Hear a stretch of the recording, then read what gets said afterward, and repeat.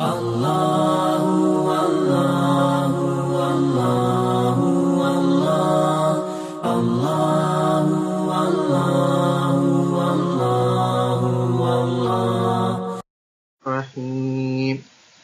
الف لام میم غلبت الروم فی ادنى الارض وهم من بعد غلبهم سيغلبون فی بضع سنین للہ الامر من قبل ومن بعد ویومئذ یفرح المؤمنون بنصر اللہ ينصر من يشاء وهو العزيز الرحيم وعد الله لا يخلف الله وعده ولكن أكثر الناس لا يعلمون يعلمون ظاهرا من الحياة الدنيا وهم عن الآخرة هم غافلون اولم يتفكروا في انفسهم ما خلق الله السماوات والارض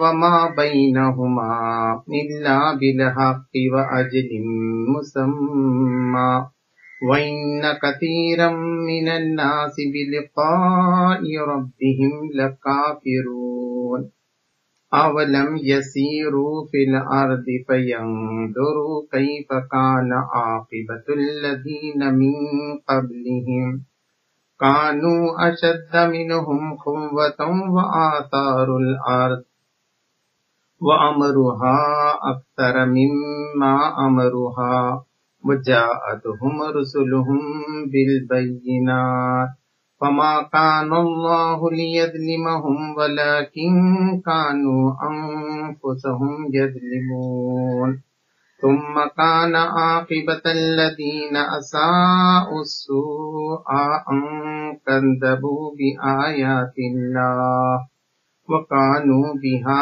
يستهزئون صدق الله العظيم۔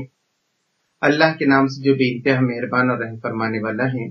الف لام میم، رومی قریب کی سرزمین میں مغلوب ہو گئے ہیں اور اپنی اس مغلوبیت کے بعد چند سال کے اندر وہ غالب ہو جائیں گے۔ اللہ ہی کا اختیار ہے پہلے بھی اور بعد میں بھی، اور وہ دن وہ ہوگا جب کہ اللہ کی بخشی کی فتح پر مسلمان خوشیاں منائیں۔ اللہ نصرت عطا فرماتا ہے جسے چاہتا ہے اور وہ زبردست اور رحیم ہے۔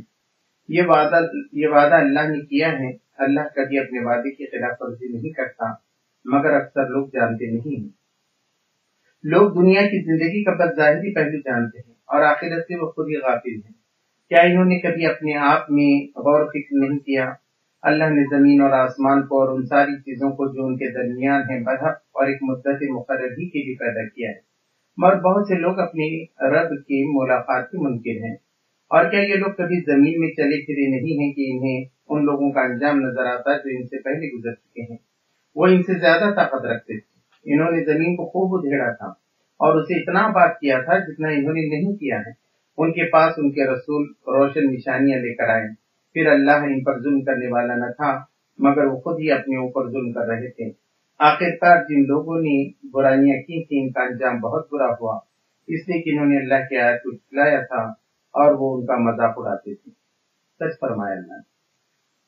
محترم دوستوں، یہ سورہ الروم کے پہلے رکوع کی چند آیات، یہ پوری آیتیں میں نے پڑھی اور اس کا ترجمہ بھی ترجمہ قرآن سے آپ کے سامنے رکھنے کی کوشش کی۔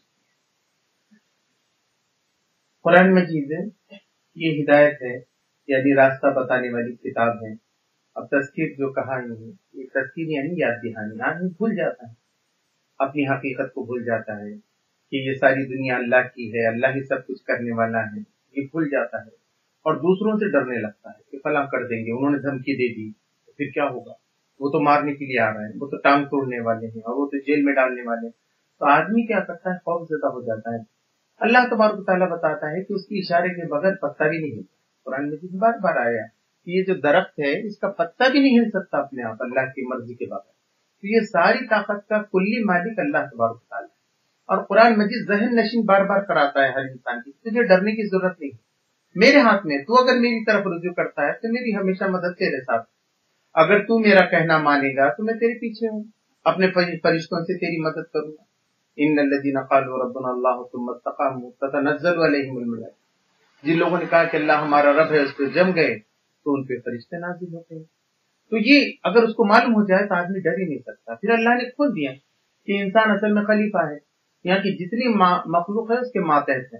اللہ نے ایسی صلاحیت دی ہے، خدا کے بعد اگر کوئی ہے تو انسان ہی، تو انسان کے اپنے اندر اتنی زبردست طاقت ہے کہ اگر اس کو اجاگر کرے، اس کا تزکیہ کرے تو ختم وہ دنیا کو پورا غلبہ حاصل کر سکتا ہے۔ حالانکہ انسان خود اپنے ڈائریکشن نہیں دیتا اپنے مائنڈ کو، جیسے کہ اب آیا ہے کہ ہمارا کانشیس مائنڈ ہے، سب کانشیس مائنڈ ہے۔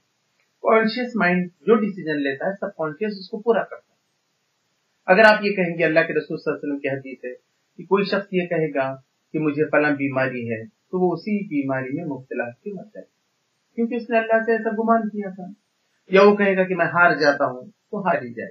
اب فلم کے ڈائلاگ وہ نہیں ہے کہ بھئی اگر تم نہیں ہارے تو تم کو کوئی دنیا میں ہارا نہیں سکتا، تو بالکل قرآن یہی بتاتا ہے، جب تک تم دل میں ارادہ نہیں کرتے کہ میں ہارنے والا ہوں، جب تک تم ہار نہیں سکتے، ورنہ آدمی جیتتا ہی۔ ہاں تھوڑی دیر کے واسطے پسپائی ہو سکتی ہے، پیچھے ہٹنا پڑ سکتا ہے۔ تب یہ سورہ روم اس کے اندر زبردست جو ہے نا ہماری رہنمائی کرتی ہے۔ یہ سن 590 میں نازل ہونے والی مکی صورت ہے۔ یہ وہ زمانہ تھا کہ 610 میں جو ہے شروع ہوئی نبی کریم صلی اللہ علیہ وسلم پہ وحی اترنا، 571 میں نبی کریم صلی اللہ علیہ وسلم پیدا ہوئی، اور 610 میں جب وحی کا نزول ہوا تو حضور نے دعوت پہنچائی، بہت آہستہ آہستہ دعوت 3 سال تک تو چلی، اور ابھی 2 سال ہی ہوئے تھے اجاگر ہو کے کہ ایک دم زبردست مخالفت شروع ہو گئی کفار اور مشرکین کی طرف سے، اور کام ہی نہیں کرنے دیا جا رہا، سوال کھڑے کیے جا رہے ہیں، اور کوئی سپورٹر نہیں تھا۔ تو اس موقع پہ ایسا ہوا کہ حبشہ کی ہجرت کرنی پڑی، پہلی حبشہ کی ہجرت ہو گئی کہ بھئی لوگوں کو چھوڑ کے جانا پڑا، نہیں تھا اب یہاں تو اپنا گزر بسر نہیں ہوتا۔ اللہ نے کہا کہ جاؤ، دنیا کی بڑی ہے، کیا ضرورت ہے کہ تم مکہ میں رہو؟ اگر ملک دیش پریم تو ہونا چاہیے، مگر دیش پریم جو ہے وہ کفر کی طرف لے جاتا ہو تو پھر دیش کو خیر بات کرنا چاہیے، ہے نا؟ اگر وہاں رہنے نہیں دیتے، ہاں دیش رہیں گے خدا کی محبت کے ساتھ، خدا کی عبادت کے ساتھ، تو آپ اس کے لیے جان بھی نیچھاور کریں گے، مگر وہ دیش اگر آپ کو یہ کہے کہ نہیں صاحب یہاں خدا کا نام نہیں لیا جا سکتا، تو پھر ایسے دیش کو بھی خیر بات کہنے کے لیے کہا گیا، اور لوگ حبشہ کی طرف چلے گئے۔ ہوا یہ کہ بازو میں روم، اچھا روم جو ہے نا بہت دور ہے، اگر آپ دیکھیں گے اب اٹلی میں ہے روم، لیکن اس کی سلطنت پھیلتے پھیلتے جو ہے نا پوری فلسطین کو اپنے قبضے میں لے کے بالکل سعودی عرب کے اوپری حصے تک آ گئی۔ اگر آپ دیکھیں گے تو اس میں نقشہ ہے، تقیم القرآن میں آپ دیکھیں گے، اور اس کے نیچے کا حصہ ہے تبوک ہے، تبوک۔ تو نبی کریم صلی اللہ علیہ وسلم روم کے مقابلے کے لیے چلے گئے تھے بعد میں، تو تبوک میں گئے تھے جو سورہ احزاب میں آتا ہے ہمارا، تو روم وہاں تک تھا، بعد میں گھٹتے گھٹتے پھر وہ روم اتنا ہی ہو گیا، اٹلی کے اتنا ہو گیا۔ ادھر دوسری طاقتیں، مسلمانوں کی طاقتیں، حضرت عمر رضی اللہ تعالیٰ عنہ کے زمانے میں فلسطین وغیرہ سب مسلمانوں کے قبضے میں آ گیا، تو وہ تھا روم۔ اور ادھر رائٹ سائڈ میں اس کے آپ دیکھیں گے تو ایران، یہ سپر پاور تھے اس زمانے میں۔ اب ہوا ایسا کہ ابھی نبی صلی اللہ علیہ وسلم نبی نہیں بنے تھے، جبکہ بات ہے کہ وہاں ایک جو عیسائیوں کے بادشاہ تھا، عیسائی تھے ادھر کے لوگ، اور ادھر کے مجوسی تھے ایران کے، آگ کی پوجا کرنے والے، تو وہاں ایک بادشاہ تھا، اچھا تھا، ٹھیک تھا بادشاہ، اور اس کی ایران کی جو خسرو پرویز ہے اس کے ساتھ بہت اچھے ریلیشن تھے۔ ہوا یہ کہ وہاں کے ایک آدمی نے، فوکس شاید اس کا نام ہے، تو اس نے کیا کیا، اچانک وہ راجا کو قتل کر دیا اور خود جو ہے گدی پہ بیٹھ گئے، اور تھوڑے دنوں کے بعد تو اس کے 5 بیٹوں کو بھی قتل کر دیا، پھر اس کی بیوی کو قتل کر دیا، پھر اس کے 3 بیٹیوں کو قتل کر دیا، ہنگامہ برپا ہو گیا۔ تو ایران کا جو پرویز خسرو تھا اس نے کہا میں اس کو باپ مانتا تھا، حالانکہ ایک بات کہنے کی لیے تھی، کرنے کا تو اس کو بھی بہانا چاہیے تھا کہ بھئی مجھے اچھا موقع مل رہا ہے، روم بھی میرے قبضے میں آ گیا تو کتنا اچھا ہے۔ تو اس نے کیا کیا، اس پہ شروع کر دیا حملہ کرنا، یہ بہانہ لے کر، اور بہت تیزی کے ساتھ ایران جو ہے نا آتے گئے، اور ادھر یہ لوگ ہارتے گئے۔ اب یہ سب عیسائی تھے، انہوں نے سوچے کہ بھئی یہ بڑی مشکل ہو رہی ہے، اور یہ فوکس کو تو آ رہا بھی نہیں، ڈیفینس بھی نہیں کر سک رہا یہ پوری طریقے سے، کیا کرنا چاہیے۔ اس دوران انہوں نے کیا کیے، افریقہ کو خط لکھا انہوں نے کہ کچھ لوگ ہماری مدد کریں، تو افریقہ کے لوگوں نے پھر وہاں سے بھیجا ہرکیولس آ گئے، سائیکل وغیرہ بھی ہے، ہرکیولس جس پہ سے مشہور ہے، تو بہت مشہور تھا وہ۔ وہ چال باز بھی تھا، اچھا لڑنا چاہتا تھا. اس نے آ کر کیا کیا، اس نے پہلے تو فوکس کی جگہ پہ جیسے ان کو بٹھایا گیا اس نے فوکس کو ویسے ختم کر دیا، اس کے بچوں کو ختم کر دیا تو ختم ہو گیا. اب پرویز خسرو کو یہ کہنا چاہیے تھا کہ صاحب میرا بدلہ ختم ہو گیا، اب مجھے لڑنا نہیں ہے، مگر اس کو لڑنے کا تھا، اس کو تو آنا ہی تھا، اس کو تو روم لینا تھا. اس نے پھر جو ہے نا جنگ جاری رکھی اور زبردست حملہ کیا. اور اب اس نے یہ کہا کہ ایسا نہیں، اب یہ جنگ میری اور آپ کی نہیں ہے بلکہ یہ مجوسیوں کی اور عیسائیوں کی. عیسائی اس وقت تک خدا پرست تھے، اور جب تک کوئی نبی نہیں آتا پہلے کی جو نبی کی امت رہتی ہے وہ مسلمان ہی سمجھی جاتی ہے. تو مثلا یہ کہ روم کے لوگ سب مسلمان تھے اس زمانے میں، اور یہ محمد صلی اللہ علیہ وسلم کے ساتھ کے لوگ مسلمان تھے، کیونکہ محمد صلی اللہ علیہ وسلم کا پیغام وہاں پہنچا نہیں اور انہوں نے انکار نہیں کیا، اس لیے وہ کافر نہیں تھے. تمام مفسرین نے ایسا لکھا ہے. اس لیے مسلمانوں کی پوری ہمدردیاں عیسائیوں کے ساتھ اور مشرکین کی ساری ہمدردیاں مجوسیوں کے ساتھ، ایران والوں کے ساتھ. تو اس نے زبردست حملہ کر دیا ہرکولس، اور ہرکولس ایک دم اس میں آ گیا. تو بولے کہ اللہ ہے تمہارا، نعوذ باللہ نہیں جائے. اب دیکھو کیسا اللہ والے ہار رہے، اجے ہم ہی جیتنے والے، ہم آنے والے ہیں. اب مسلمانوں کی دل جو بیٹھتے چلے جاتے. کیا کرنا چاہیے؟ ایسے ہی یہ صورت نازل ہوگی کہ الف لام میم غلبت الروم، الف لام میم، رومی خریب کی سرزمین میں مغلوب ہو گئے اور اپنی اس مغلوبیت کے بعد چند سال کے اندر وہ غالب ہو جائے. قرآن ایک دم نیا بات چھڑ دی. یہاں تک کہ ہرکولس نے کہا کہ میں سمجھوتا کرتا ہوں تمہارے ساتھ، مجھے لڑنا نہیں ہے، ٹھیک ہے اب تک جتنا میرا حصہ لے لیا تم نے روم کا لے لو، تمہارے پاس یہ رقم. اس نے کہا کہ ایسا نہیں، پہلے تو تم میرے پاس آؤ، میرے قدموں میں گر جاؤ، بولو میرا خدا جھوٹا تھا، میں نے اب دین عیسائیت چھوڑ دی ہے اور اب میں آگ کی پوجا کروں. ہرکولس نے بولا یہ تو نہیں ہو سکتا، میں مذہب کیسے چھوڑوں گا، یہ تو راج کی بات تھی خالی، آپ تو میرے کو مذہب کی بات بول رہے. اب یہ زمانے میں یہ بات آ گئی کہ ٹھیک ہے مغلوب ہو گئے. تو ہرکولس کیا کر دیا معلوم ہے، بھاگ گیا وہاں چھوڑ کے. وہ جو سلطنت تھی فلسطین کے قریب کی وہ چھوڑ کے اندر بھاگ گیا. بھاگنے کے بعد اس نے جا کر عیسائیوں سے یہ بات کہی کہ دیکھو یہ تو اب جنگ میری اکیلے کی نہیں رہی، یہ تو پوری عیسائی دھرم کی ہو گئی. اب یا تو عیسائی کلیسا وغیرہ باقی رہیں گے چرچ، یا تو تم نے جو پیسے جمع کر کے رکھے ہیں پورے چرچوں میں خزانے کے خزانے ہیں یہ سب آ کے وہ لوٹنے والا ہے، یا تو مجھے دے دو. تو انہوں نے کہا ٹھیک ہے بیعت پہ دیتے ہیں. تو ہرکولس نے کیا کیا، وہ پورا بیعت پہ پیسہ لے لیا اور کیا.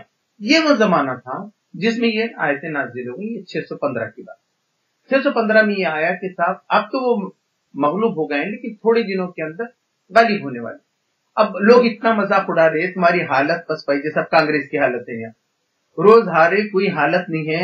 اب بول رہے نہیں کانگریس جو پوری میجورٹی کے ساتھ آنے والی، تو کوئی ہنسے گا نہیں آ سکتا، اتنا برا حال ہے. آتی کیا وہ اتر پردیش میں، تو یہ حال اب مسلمانوں کی جیسی حالت ہے. یہاں کوئی بھی نہیں بول سکتا کہ مسلمان غالب آ جائیں گے، پورا ملک ان کے کنٹرول میں آئے گا. ایسی بات ہو کہ نہیں آ سکتے، آپ بالکل نہیں آ سکتے. تو لیکن اب قرآن نازل ہو گیا تو جس پہ قرآن پہ یقین، لیکن ایمان کس کو بولتے؟ یقین کہ نہیں اب آ گیا قرآن میں تو ہونے والا، ختم، اس کو بولتے ایمان.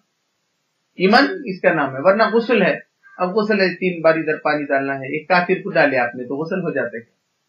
اچھا کافر نے روزہ رکھا تو ہوتا ہے، کیوں نہیں ہوتا؟ سوال یقین کا ہے. اب مسلمانوں کا یقین کتنا ہے وہ دیکھنا ہے. مجھے اور آپ کو جائزہ لینا ہے قرآن کی روشنی میں، میرا اور آپ کا یقین کتنا ہے. کیا واقعی ہم اللہ کی ساری باتیں مانتے ہیں؟ کیا ہم محمد صلی اللہ علیہ وسلم پہ واقعی ایمان رکھتے ہیں، یقین رکھتے ہیں کہ وہ جیسا بول رہے ہیں کر رہے ہیں؟ ہم تو بولتے نہیں اب یہ چلنے والا نہیں، ہاں اب کچھ نئی آئیڈیا ہونا.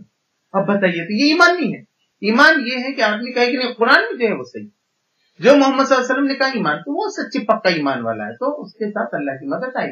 اب یہی دیکھیں نا یہ کیسا بشارت پوری کی پوری عمل میں آ گئی. ہوا یہ کہ ایک نے جو ہے صاحب نے حضرت ابوبکر سے شرط لگائی. انہوں نے کہا کیا بات بول رہے، اگر یہ 3 سال میں، کتنے سال میں ہوگا؟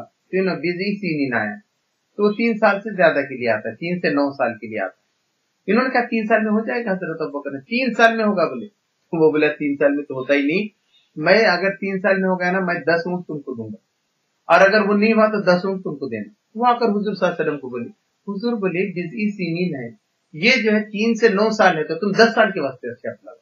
تم یہ بولو کہ 10 سال میں ہوگا نا 100 اونٹ میں تم کو دوں گا. تو تم اس لیے جب ہجرت بھی تھی نا، ہجرت کے راستے جا رہے تھے تب اس کو سمجھ میں آ گیا کہ یہ بھاگنے والے ہیں، یہاں جانے والے ہیں چھوڑ کے. تو اس نے بولا میرے 10 اونٹ کا کیا ہوگا، وہ 100 اونٹ کا کیا ہوگا.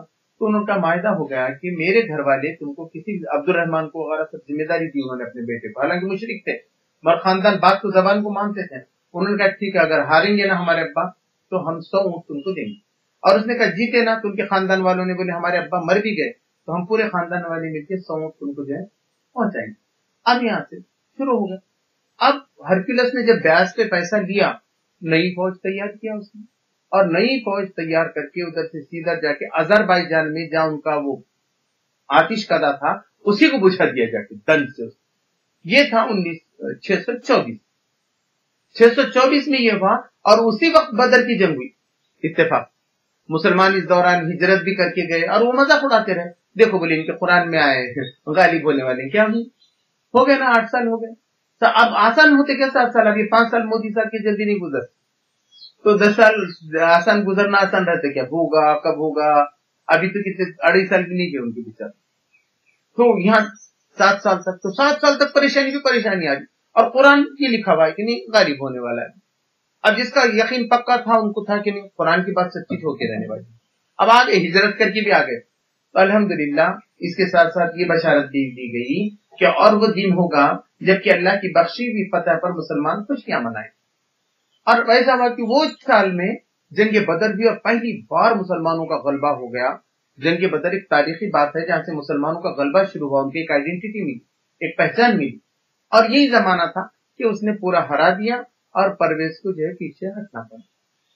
اور بعد میں تو جو اس کا بیٹا تھا پرویز جس کو حضور نے خط بھیجا تھا اسلام قبول کرنے کے لیے تو اس نے نہیں کیا, تو انہوں نے کہا کہ تمہارا پارا پارا ہو جائے گا. تو جانے تک ہی ابھی وہ اس کا سفیر واپس بھی نہیں گیا تھا تو پرویز مر گیا, اس کی حکومت کئی ٹکڑوں میں جو ہے بڑھ گئی اور لوگوں نے دیکھا کہ ایک دم غلبہ جو ہے عیسائیوں کا ہو گیا اور ادھر مسلمانوں کے اللہ والوں کی طاقت جو ہے مستقل بڑھنا شروع ہو گئی.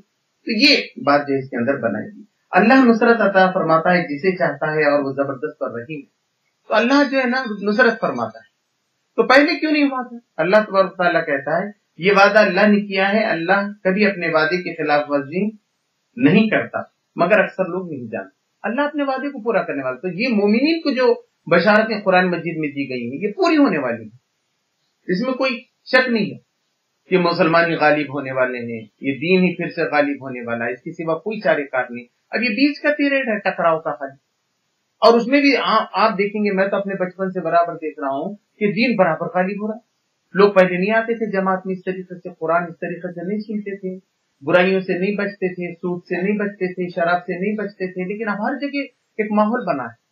یہاں تک کہ داڑھی تک نہیں رکھتے تھے مسلمان, بڑا پریشانی تھی. مولانا مودودی کے صاحب نے لکھے کہ میں نے داڑھی رکھا تو مجھے گھر میں قید کر دیا گیا ہے, میں باہر کی کھڑکی سے آپ کو ایک دوست کے ذریعے خط بھیج رہا ہوں. تو مولانا نے کہا کہ اس زمانے میں یہی جہاد ہے کہ تم داڑھی رکھو, منڈاؤ مت تم سے. مگر آپ دیکھتے اب چہروں پہ داڑیاں ہیں, نمازیں ہیں, مسجدیں ہیں. آزادی کے بعد کتنی مسجدیں بنی ہیں آپ اندازہ لگائیے. اتنے مندر نہیں بنے, مسجدیں ڈبل ہو گئی ہوں گی اور مندر 10% بڑے ہوں گے, بہت زیادہ زیادہ.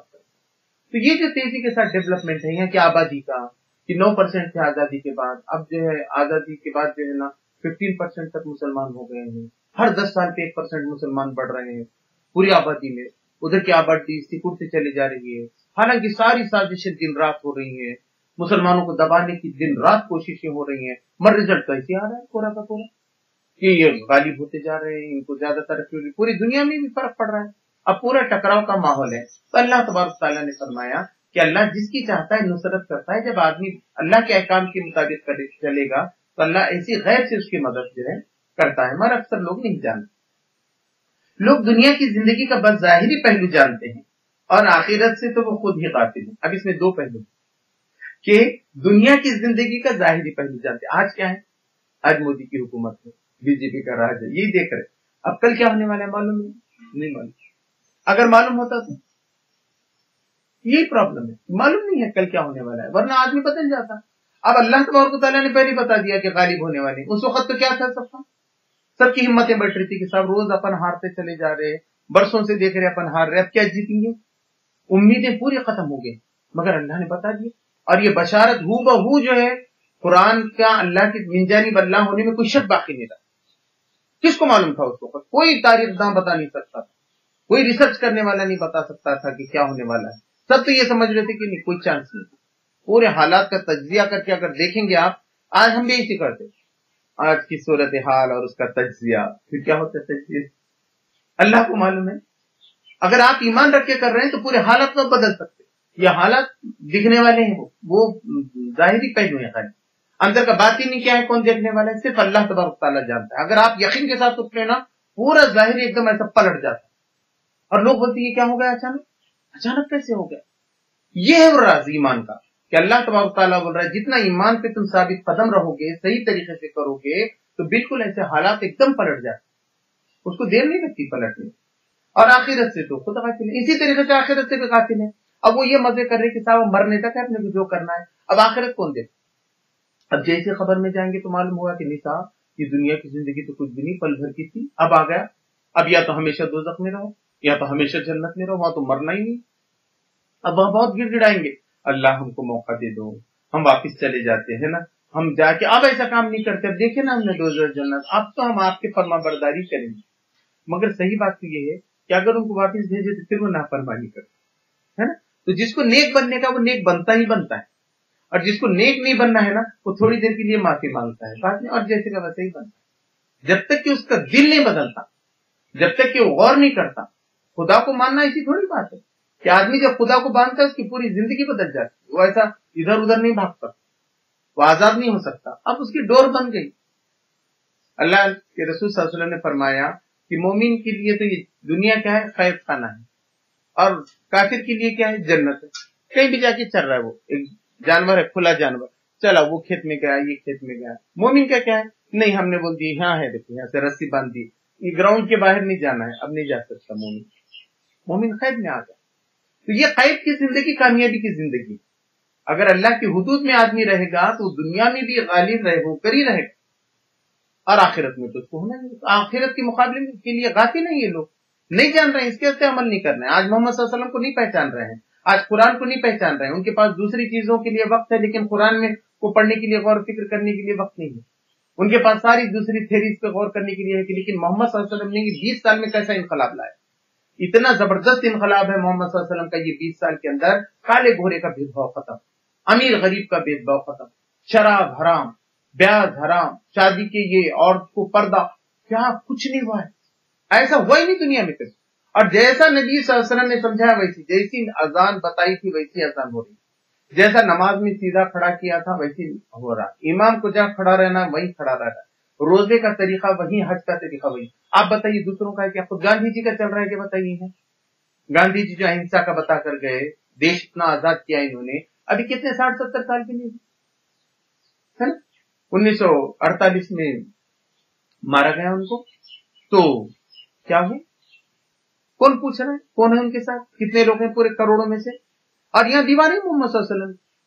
تو حضرت محمد پیغمبر ایک کتاب بہت اچھی ہے، ہمارے سید امین نے لکھی، وہ بھی MLA رہے ہیں سانگلی سے، ابھی میں نے پڑھا، انہوں نے بہت اچھا اس کا تجزیہ کیا کہ کیسا یہ 20 سال کے اندر کا معاملہ ہے. 20 سال میں میری زندگی گئی، میں جماعت اسلامی کا رکن ہو کے 20 سال سے زیادہ ہو گیا، 83 میں رکن ہوا، کیا ہوا 33 سال. مگر وہ 20 سال کے اندر سارے کے سارے دنیا بدل گئی پوری. بہت غیر معمولی بات. جب آخرت آنکھوں کے سامنے واضح ہوتی ہے تو ایسے انقلابات، ورنہ آدمی دنیا میں پڑا رہتا ہے، نہیں یہ تو میری نوکری ہے، یہ چھوڑا تو کیا ہو جائے گا، ہے نا، یہ میرا بزنس متاثر ہوگا تو پھر کیا ہو جائے گا، یہ سب اس میں لگا ہوا ہے. اور ادھر پھر قرآن کی بات ہے، حدیث کی بھی بات ہے، تو ایسا بار بار نہیں چلتا. آپ کو ایکسٹرو ہونا پڑے، بالکل کلیئر ہونا پڑے. حالانکہ اسلام میں نوکری کرنا برا نہیں ہے، بزنس کرنا برا نہیں ہے، لیکن وہ اسلام کے مطابق کرنا ہے.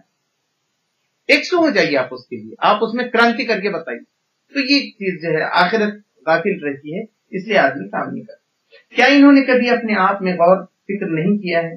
اللہ نے زمین اور آسمانوں کو اور ان ساری چیزوں کو جو ان کے درمیان ہے برہم اور ایک مدت مقرری کے لیے پیدا کیا. دیکھیے دنیا میں جتنی چیزیں ہیں نا ایک مدت مقرر تک ختم، اس کے بعد کیا ہونے والا ہے؟ نرسمہا راؤ صاحب تھے، پھر کیا ہو گیا؟ وہ شان تھی ان کی، ملک کے پردھان منتری تھے، پھر ان کا انتقال ہو گیا. ان کا حیدرآباد میں جلائے لاش ان کی، تو لاش جلی نہیں، دوسرے دن صبح میں کتوں نے ان کی لاش کھا لی.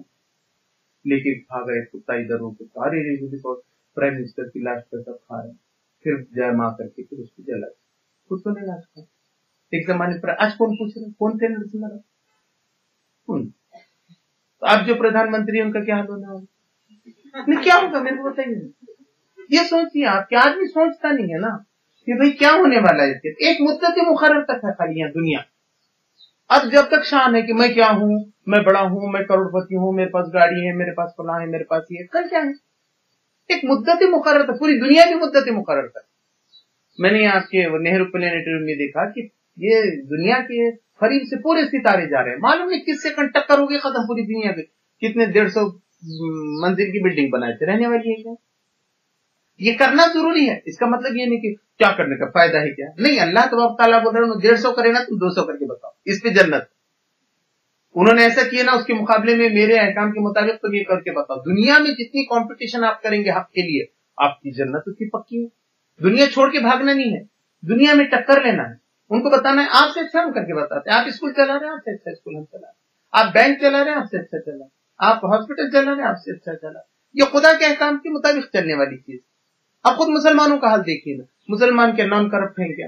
کیسے ڈاکٹر ہیں یہ بھی جھوٹی دوائیں دے رہے ہیں، جھوٹے آپریشن کر رہے ہیں. اس لیے میسج بنائی گئی ہے کہ بھئی اخلاق کی پابندی کی.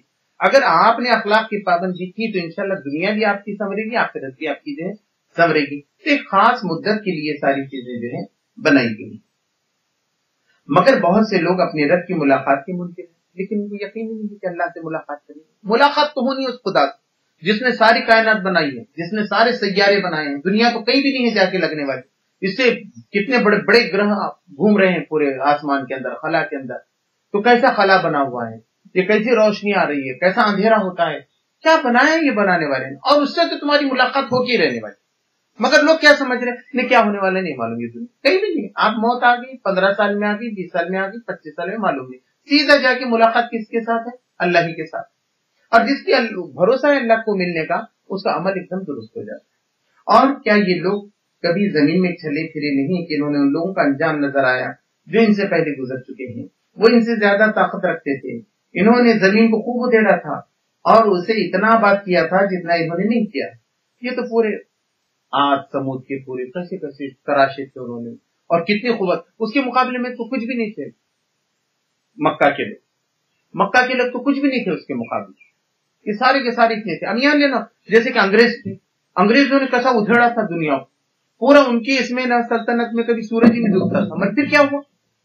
ابھی ایک صاحب سے میں ملنے کو گیا تھا، لا کالج کے پرنسپل رہے ناکاڑے صاحب. انہوں نے کہا کہ صاحب انگریز نہیں رہ سکے، انگریز سورج نہیں ڈوبتا تھا. آج یہ شان میں آ کے بولیں گے ہم ایسا کرتے ایسا کرتے تو بھارت بھی نیچے آنے میں دیر نہیں لگتی. آج ایک حد تک ہم کیسا تو پہنچ گئے، ایک حد تک کہیں نہ کہیں طاقت بن گئی ہماری. مگر ہم غرور اور گھمنڈ میں آئیں گے تو پھر ویسی حال ہوگا. بڑی بڑی طاقتیں یہاں چور ہو گئی ہیں.